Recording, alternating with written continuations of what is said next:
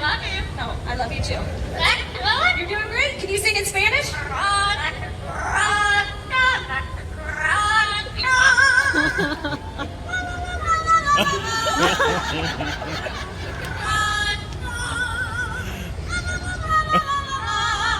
And there you have it. They're bilingual.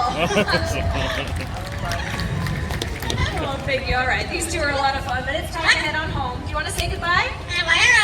See you later, alligator. That was Molly and Gabby.